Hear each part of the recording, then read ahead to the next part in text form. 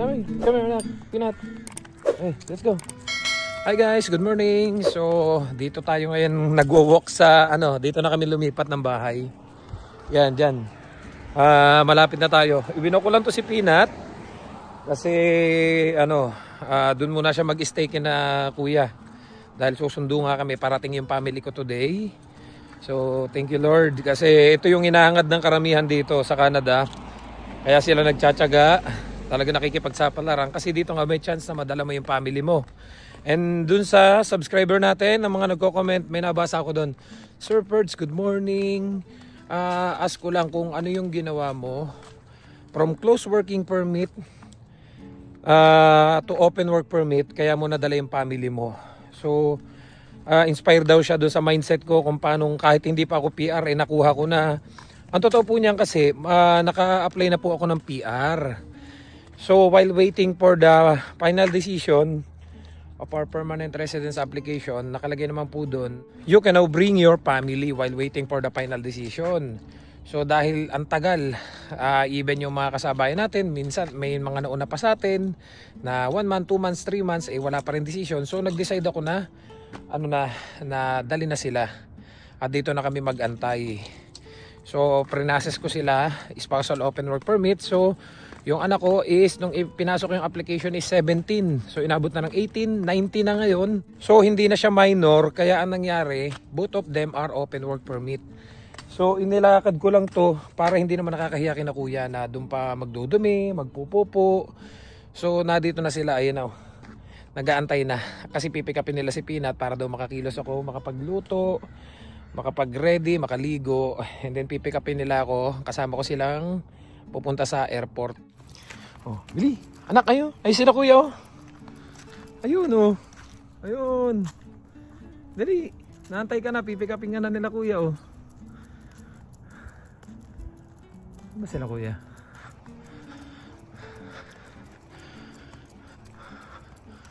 Bumaba ata. Nasa baba. Tara anak, nandun na ata sa baba sila kuya. Tara, let's go, Billy. Ay. Dito, Billy. Ayun, Billy. Oh, ayun oh. Naantay ka na. Takbo eh. Uy, relax. Relax.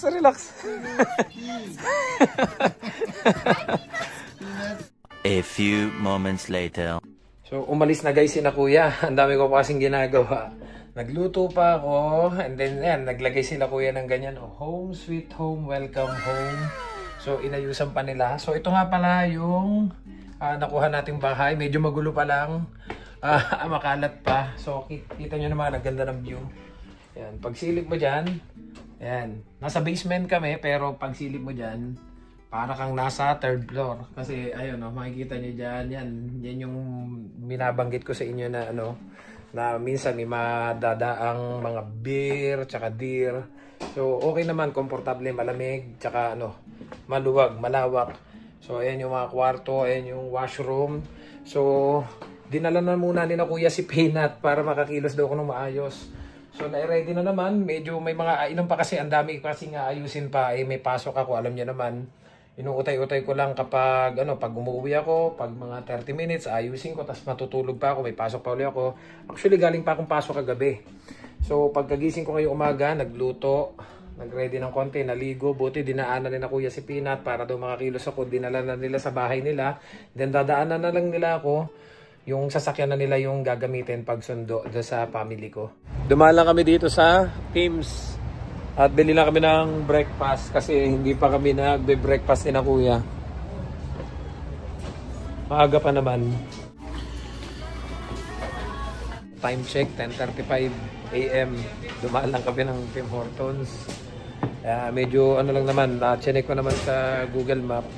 1 hour lang yung biyahe namin pa Vancouver.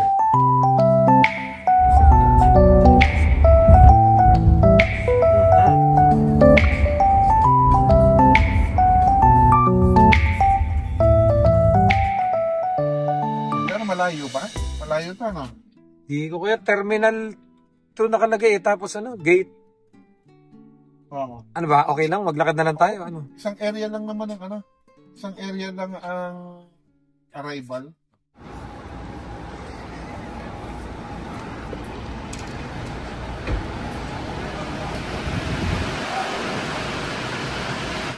The lazy way.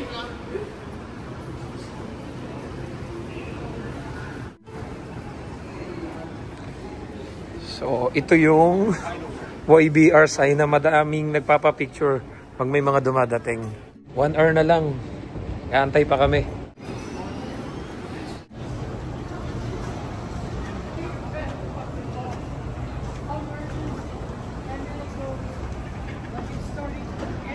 Ito mag-picture kay mama.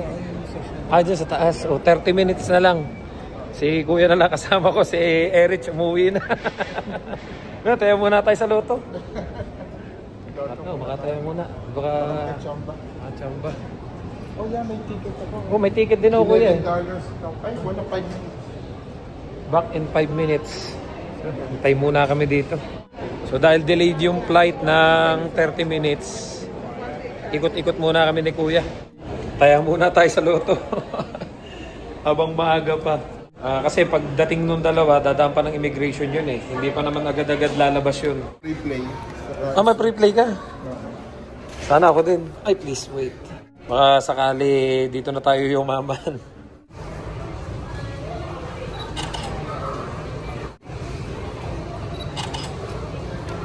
Dati may naalagaan ako. Kaya lang nung nakita ko yung mga tumama, puro quick pick. Aba, sabi ko makapag-quick pick na nga lang din.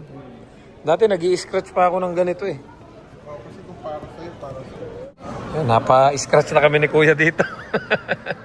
Scratch muna tayo at baka tayo, nakuha na yung working permit at saka yung mga bagahe nila. Ang problema, may babayaran pa palang $44 na, doon sa working permit.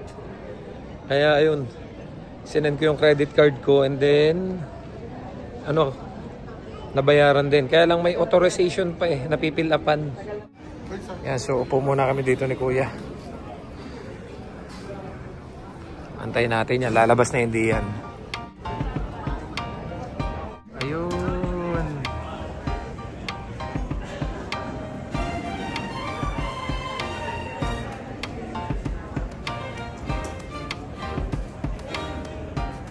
Ayun.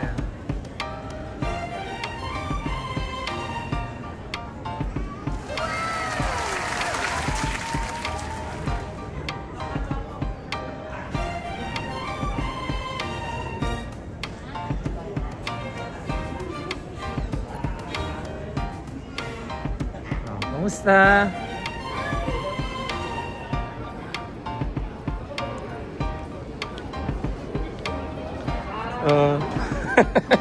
Kamusta?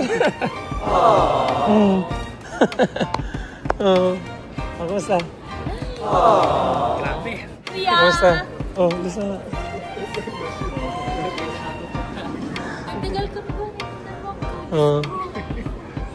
Mista. Okay.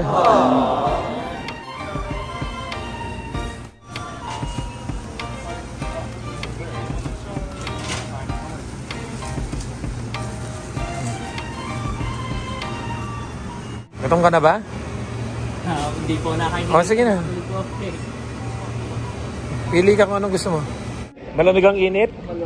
Sabi nung anak ko, ang astig daw ng 7-Eleven. Ayun, 7-Eleven kagad yung binili niya.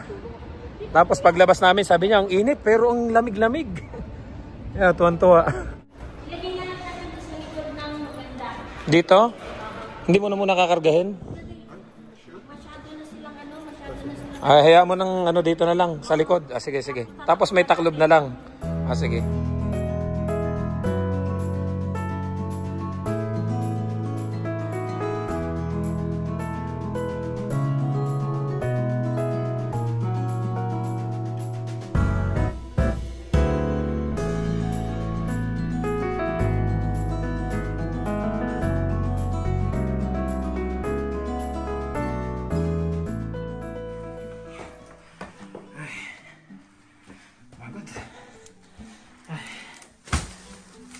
Nasa isang pusa. Ang dami ko pang hinahakot. Ayun pa. Ay, stress ka? Asa na isa? Asa isang pusa? Ha? Saan nagpunta? Saan nagpunta? Nandiyan po sa ilalim ng cabinet. Ilalim ng cabinet. Doon po sa kabila. Naku! Ay, sumiksit doon sa ilalim ng cabinet. Ay, tago. Apo. Kakaawa naman. Mana. Pagod. Ang dami ko pa nga ayusin. Ay, tanyo. Dalawang maleta. Box. Tapos yung lalagyan ng dalawang pusa. Tanyo naman, nakakatuwa. Ayo guys. Oh, boarding pause. Oh. Nakakatuwa, di ba? Oh. Oh. So hanggang dito na lang muna guys. Don't forget to subscribe, like, and share this video para paano updated kayo sa buhay namin dito sa Canada. Kita-kits tayo sa mga susunod namin vlog. So ito yung bagong kabanata, yung bagong chapter ng buhay Canada namin. See you guys sa next vlog. Bye-bye!